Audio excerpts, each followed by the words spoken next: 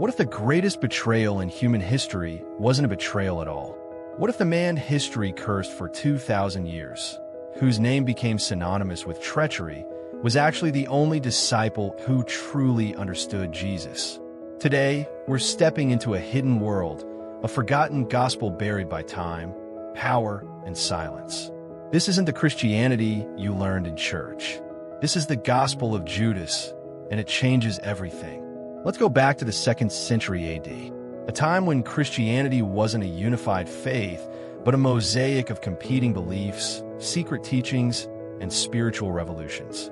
In the deserts of Egypt, hidden in stone jars beneath the sand, a manuscript was sealed, not to be read, not to be shared, only preserved.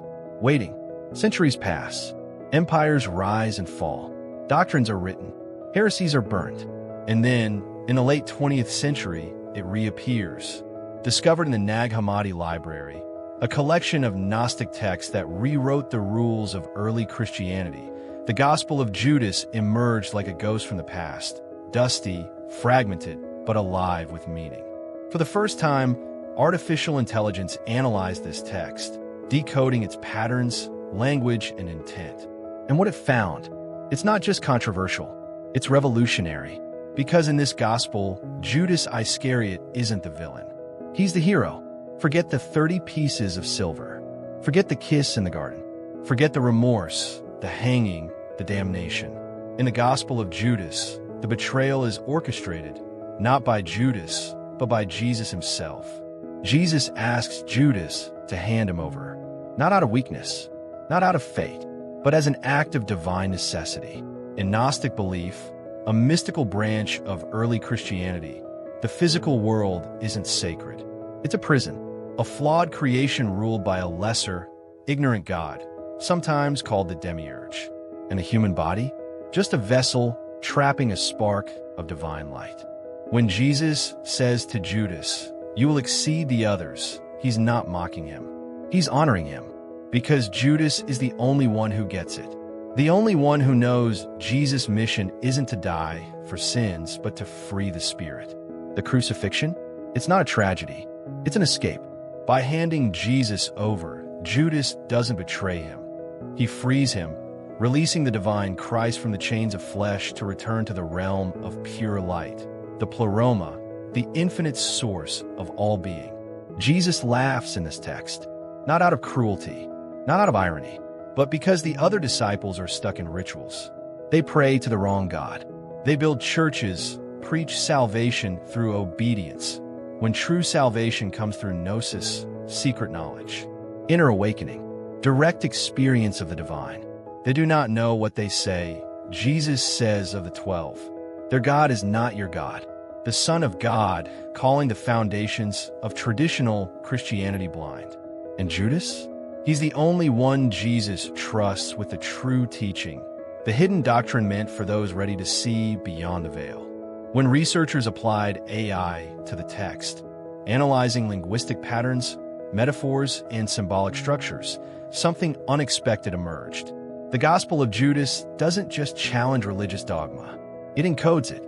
The AI detected recurring themes, references to multiple realms, spiritual dimensions, and a reality beyond the material. Phrases that suggest not just theology, but cosmology. A map of consciousness, a blueprint of existence that feels modern. Some researchers now wonder, could this text use symbolic language to describe something like parallel realities? Or even what we call interdimensional travel today? Was the crucifixion not just a spiritual event, but a cosmic one? A shift in the fabric of reality? And Judas, the scapegoat, the pariah, was he the key holder?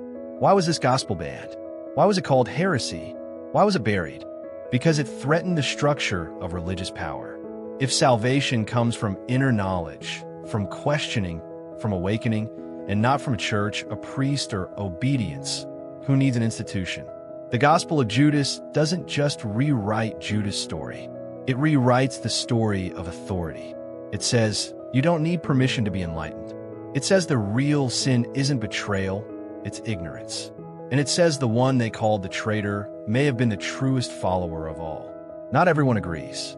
Some scholars say this text is a later fabrication, Gnostic propaganda meant to shock and provoke. Others argue it preserved a lost thread of early Christian thought that valued mysticism over dogma, experience over ritual. But whether the Gospel of Judas is divine revelation or ancient alternative theology, it forces us to ask the hardest questions. What if the stories we were told were meant to control as much as to inspire? What if the villains were just people who knew too much? What if the truth was never meant to be easy? I want to hear from you. Was Judas the ultimate betrayer, or the only one brave enough to play his part in a divine plan no one else understood? Is this gospel a lost key to spiritual freedom, or just a radical reinterpretation lost to time? Drop your thoughts in the comments. I read everyone. No judgment, just curiosity. If your mind is buzzing with questions, check out the playlist link below. We're diving deep into the Nag Hammadi texts, the Gnostic Gospels, and the forbidden knowledge that shaped and was erased from religious history.